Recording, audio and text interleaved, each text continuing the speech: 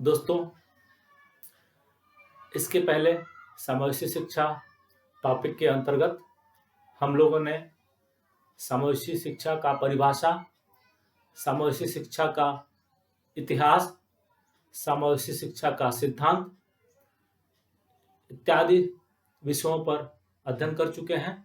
हम लोग विशिष्ट बालक किसे कहते हैं, विशिष्ट बालक के जो वर्गीकरण है उनको किन किन दृष्टियों से हम वर्गीकृत किए हैं, इसका अध्ययन कर चुके हैं। उसके बाद हम लोग यह भी पढ़ चुके हैं कि प्रतिभाशाली बालक और मंद बुद्धि बालक के संबंध में उनका परिभाषा, उनके कारण, उनका विशेषता और उनका शिक्षा संबंध के संबंध में हम लोग अध्ययन कर चुके हैं। हम लोग विशिष्ट बालक के अंतर्गत प्रतिभाशाली बालक और मंद बुद्धि बालक के संबंध में अध्ययन कर चुके हैं। आज के इस टॉपिक में हम लोग अध्ययन करने वाले हैं पिछड़े बालक के संबंध में। पिछड़े बालक, किन बालकों को हम पिछड़े बालक कहते हैं और इनको किस तरह से हम परिभाषित करते हैं, इसके संबंध में हम आज अध्ययन करेंगे। दोस्तों, पिछड़े बालक,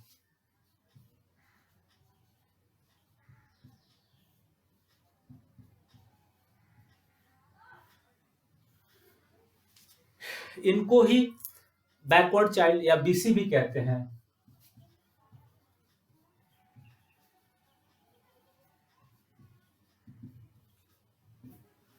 दोस्तों, पिछड़े बालक हम उन बालकों को कहते हैं जिनकी आईक्यू, बुद्धि लब्धि सामान्य बालकों की तरह ही होती है, लेकिन किसी कारणवश वह एक विषय या एक से अन्य विषयों में अपने आयु समूह के अन्य बालकों से पिछड़ जाते हैं। ऐसे बालकों को हम पिछड़े बालक की श्रेणी में रखते हैं। पिछड़े बालक मंद बुद्धि के बालक नहीं होते हैं।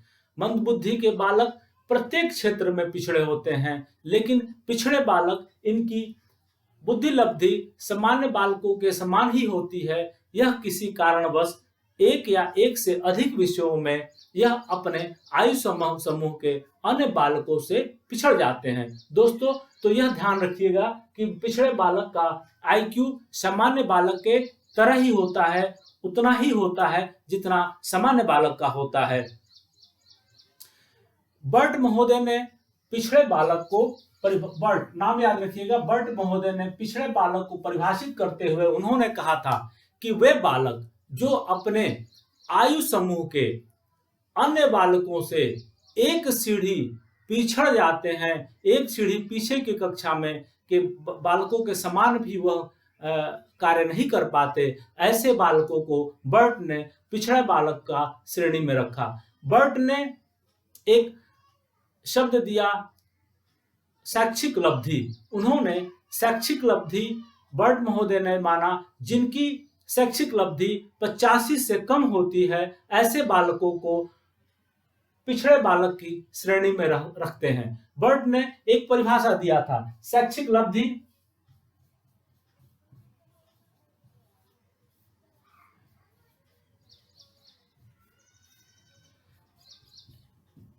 EQ इक्वल टू शैक्षिक लब्धि, EQ equal to EA upon CA into 100। उन्होंने एक फार्मूला दिया, शैक्षिक लब्धि बराबर एजुकेशनल एज, शैक्षिक आयु अपान क्रॉनिकल एज अर्थात वास्तविक आयु इंटू 100। इसके आधार पर उन्होंने शैक्षिक लब्धि निकाला और उन्होंने कहा जिनकी शैक्षिक लब्धि 85 से कम होती है, जिनकी EQ 85 से कम, जिनकी EQ 85 से कम होती है, ऐसे बालकों को हम पिछड़े बालक की श्रेणी में रखते हैं। बर्ट ने सामान्य बालकों के लिए, याद आप रखिएगा, बर्ट ने सामान्य बालकों के लिए 85 से 155 तक का EQ बताया। उन्होंने कहा कि 155 से 185 से 155 के मध्य EQ सामान्य बालकों का होता है। उन्होंने कहा कि पिछड़े बालक वे बालक होते हैं जिनकी शैक्षिक लब्धि 85 से कम होता है, ऐसे बालकों को बर्ट महोदय ने पिछड़े बालक के श्रेणी में रखा है। आइए दोस्तों, अब हम चर्चा करते हैं कि पिछड़े बालक की क्या क्या विशेषताएं होती है। दोस्तों, पिछड़े बालक चित्र बनाने में, तकनीकी का प्रयोग करने में, गामक कौशल के उपयोग करने में कमजोर होते हैं। दोस्तों, पिछड़े बालक चित्र बनाने में, तकनीकी के प्रयोग में एवं गामक कौशलों के प्रयोग में कमजोर होते हैं। यह इनकी पहली विशेषता होती है। और क्या इनकी विशेषता होती है? दोस्तों, पिछड़े बालक असमर्थ, अशुद्ध एवं असभ्य भाषा का प्रयोग करते हैं। जो बच्चे पिछड़े बालक होते हैं वह सामान्यतः अशुद्ध भाषा का, असभ्य भाषा का प्रयोग करते हैं। दोस्तों, पिछड़े बालक में आत्मविश्वास की कमी पाई जाती है। पिछड़े बालकों में सामान्यतः आत्मविश्वास की कमी पाई जाती है। पिछड़े बालकों में तार्किक क्षमता कम होती है। अन्य बालकों की तुलना में पिछड़े बालकों में तार्किक क्षमता कम होती है। पिछड़े बालक दिवा स्वप्न में खोए रहते हैं। वह दिवा स्वप्न में खोए, कल्पना जगत में विचरण करते रहते हैं। वह दिवा स्वप्न में खोए रहते हैं। दोस्तों, विषय वस्तु का सामान्यीकरण नहीं कर पाते। पिछड़े बालक वे बालक होते हैं जो विषय वस्तु का सामान्यीकरण या अर्थात अब उनके दैनिक प्रयोग के बारे में वह प्रयोग करने में असमर्थ होते हैं। ऐसे बालकों को पिछड़े बालक कहते हैं। दोस्तों, पिछड़े बालक दूसरों पे निर्भर रहते हैं। वह आत्मनिर्भर नहीं होते हैं। उनमें आत्मनिर्भरता की क्षमता कम होती है। दोस्तों, पिछड़े बालक अपने आयु के अन्य बालकों से, अपने आयु वर्ग के सामान्य बालकों से पिछड़ जाते हैं। ऐसे बालकों में निराशा, कुसमायोजन तथा असफलता का भय होता है। ऐसे बालक कुसमायोजित होते हैं, इनमें निराशा होती है और इनमें असफल होने का भय होता है। पिछड़े बालकों में जिज्ञासा की प्रवृत्ति भी अन्य बालकों के तुलना में बहुत कम पाई जाती है।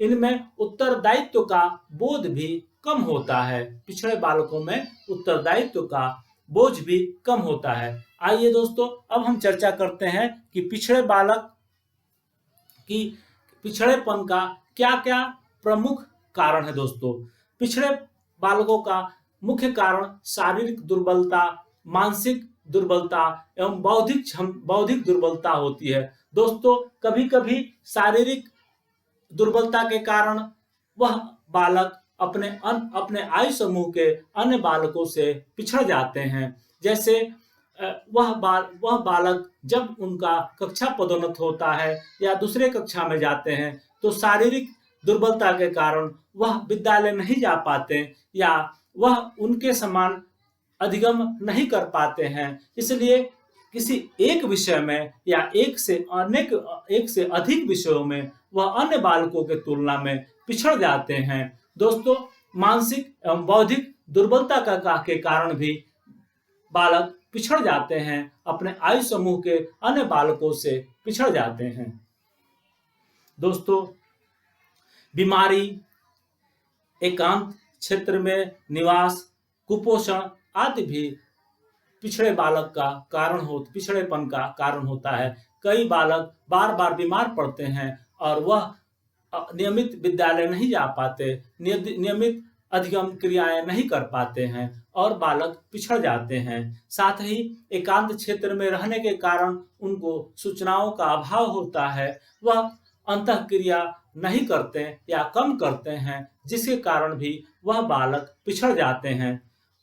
और कुपोषण के कारण भी बालक सामान्य बालकों से पिछड़ जाते हैं। दोस्तों, और भी कई कारण हैं हम जिस पे बात करेंगे। दोस्तों, एक सबसे बड़ा पिछड़ेपन का कारण पारिवारिक कारण भी होता है। पारिवारिक कारण में आर्थिक तंगी, पिता के नशे का सेवन या माता पिता का झगड़ा तलाक, ये सब सामाजिक बुराई भी बालकों के पिछड़ेपन का कारण होता है। कई परिवार में माता पिता में अक्सर लड़ाई होता है, जिसके कारण बालक सामान्य बुद्धि लब्धि होने के बावजूद भी वह उतना अधिगम नहीं कर पाता और अपने आयु के अन्य बालकों से पिछड़ जाते हैं। ऐसे बालक भी, और साथ ही जो कुछ ऐसे बालक हैं जो आर्थिक तंगी के कारण भी पिछड़ जाते हैं, यह भी एक पिछड़ेपन का बहुत बड़ा कारण है। दोस्तों, पाठ्यक्रम में बदलाव होना, जैसे कभी-कभी माता पिता का जीविका यापन करने में एक स्थान से दूसरे स्थान पे चले जाते हैं। बालक उस समय अन्य बोर्ड में पढ़ते रहते हैं, अन्य से पाठ्यक्रम पढ़ते रहते हैं। जब उनका स्थानांतरण दूसरे स्थान पे हो जाता है, तो भी यह एक बालक पिछड़ जाते हैं। वह वहाँ के बालकों के समान, वह या तो उनका पाठ्यक्रम भिन्न होता है या पढ़ाने की तकनीकी भिन्न होती है, जिसके कारण से वह अब उनके साथ नहीं चल पाते और पिछड़ जाते हैं। और कारण होता है कि विद्यालयों में अरुचि, जैसे बहुत से ऐसे बालक होते हैं जिन्हें विद्यालय जाना पसंद नहीं होता। ऐसे बालक भी पिछड़े बालक हो जाते हैं। ऐसे बालक भी जिन्हें विद्यालय जाने में रुचि नहीं होती, ये बालक भी पिछड़ जाते हैं। विद्यालय के वातावरण भी पिछड़ेपन का कारण होता है। बहुत से ऐसे बालक होते हैं जो विद्यालय के वातावरण में को समायोजित नहीं कर पाते और पिछड़ जाते हैं। तो विद्यालय के वातावरण भी पिछड़ेपन का कारण बन जाता है। इस तरह से हम देखते हैं कि पिछड़े बालक या पिछड़ेपन का जो प्रमुख कारण है, वह शारीरिक दुर्बलता, मानसिक दुर्बलता, बौद्धिक दुर्बलता, यह प्रमुख कारण है। और क्या कारण है? बीमारी, एकांत में आवास, कुसमायोजन, यह पिछड़ेपन का कारण है। और क्या कारण है? पारिवारिक वातावरण, आर्थिक तंगी, माता पिता के झगड़े, तलाक, ये कारण भी पिछड़ेपन के कारण होता है दोस्तों। साथ ही ऐसे परिवार जो मध्य सत्र में ही एक स्थान से दूसरे स्थान पे चले जाते हैं, ऐसे बालक भी पिछड़ जाते हैं। अपने आयु समूह के अन्य बालकों के सापेक्ष यह अधिगम नहीं कर पाते और पिछड़ जाते हैं। तो यह भी एक पिछड़ेपन का बहुत बड़ा कारण होता है। दोस्तों, बहुत से ऐसे बालक होते हैं जिन्हें विद्यालयों में रुचि नहीं होती। ऐसे बालक भी पिछड़ जाते हैं। कभी-कभी विद्यालयों का जो वातावरण होता है, वह बालकों के अनुकूल नहीं होता है। वह किसी या कई बालकों के अनुकूल नहीं होता। ऐसे बालक भी पिछड़ जाते हैं दोस्तों। तो ये सारे पिछड़ेपन के कारण है दोस्तों। अब हम बात करेंगे कि पिछड़े बालकों को किस तरह से शिक्षा दी जानी चाहिए।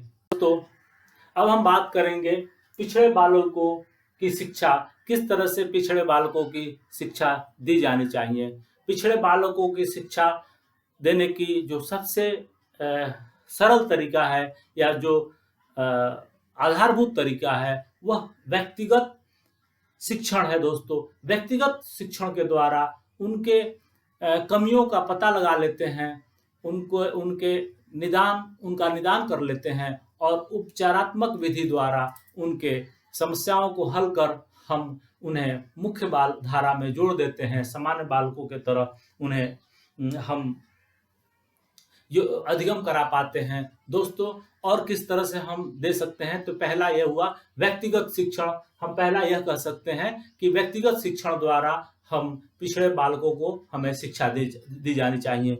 दूसरा क्या हम कह सकते हैं कि उपचारात्मक विधि द्वारा पिछड़े बालों की शिक्षा दी जानी चाहिए। दोस्तों, पिछड़े बालक को शिक्षा बाल केंद्रित विधियों द्वारा शिक्षा दी जानी चाहिए, जिससे उनमें रुचि उत्पन्न हो, वह कक्षा में रहना चाहें, विद्यालय में वह आना चाहें, उनमें रुचि हो और वह मुख्य धारा में बालक जुड़ सके। दोस्तों, पिछड़े बालक को जो पाठ्यक्रम विद्यालय में पढ़ाई जाए, उसे बार बार उन्हें दोहराना चाहिए, क्योंकि दोहराने के अभाव में या अधिक अंतराल होने से विलोपन हो जाता है, उन्हें विषय वस्तु वो बालक भूल जाते हैं और वह पिछड़ जाते हैं दोस्तों। फिर और क्या हम कर सकते हैं, पिछड़े बालकों के माता पिता के संपर्क में रहना चाहिए, जिससे उनके पिछड़ेपन का कारण का पता लगाया जा सके कि क्या बालक पारिवारिक कारण से कहीं तो पिछड़ा नहीं है या आर्थिक तंगी से पिछड़ा नहीं है। इसलिए पिछड़े बालक की शिक्षा के लिए माता पिता का संपर्क में होना आवश्यक होता है। साथ ही अधिगम के लिए तत्पर होना चाहिए, सदैव अधिगम के लिए बालकों को तत्पर करना चाहिए, उनमें अभिप्रेरणा उत्पन्न करना चाहिए, तरह तरह के उदाहरण द्वारा, वाद विवाद द्वारा और जो शैक्षिक गतिविधियां हैं उनके द्वारा उनको अभिप्रेरित किया जाना चाहिए, जिससे कि वह मुख्य धारा में जुड़ सके। उनमें आत्म सुरक्षा तथा आत्मनिर्भरता की भावना विकसित की जानी चाहिए। ऐसे बालकों को सदैव उनको कि वह सुरक्षित हैं, उनमें असुरक्षा का भय उत्पन्न नहीं होने देना चाहिए। साथ ही उनमें आत्मनिर्भरता की भावना विकसित की जानी चाहिए दोस्तों। ये रहा पिछड़े बालकों का शिक्षा। दोस्तों, अब हम कैसे पहचान करेंगे कि कौन से बालक पिछड़े हैं? पहला तो इन विशेषताओं के आधार पर अवलोकन द्वारा हम इनका पता लगा सकते हैं कि ये बालक पिछड़े बालक हैं। साथ ही जो बर्ट ने फार्मूला दिया था EQ = EA/CA × 100, इस फार्मूला के आधार पर हम EQ निकालकर, बर्ट के फार्मूला के द्वारा EQ निकालकर हम पता लगा सकते हैं परीक्षण के द्वारा कि यह बालक पिछड़ा बालक है दोस्तों। उसके बाद व्यक्तिगत परीक्षण द्वारा भी हम इनका पता लगा सकते हैं कि यह बालक पिछड़ा बालक है। तो हम इस प्रकार परीक्षण द्वारा, अवलोकन द्वारा, फिर व्यक्तिगत परीक्षण द्वारा आदि द्वारा हम पिछड़े बालकों के बारे में पता लगा सकते हैं। दोस्तों, इसी समावेशी शिक्षा की अगली कड़ी में एक विशिष्ट बालक के एक अन्य प्रकार के साथ उपस्थित होंगे। तब तक सबको धन्यवाद दोस्तों।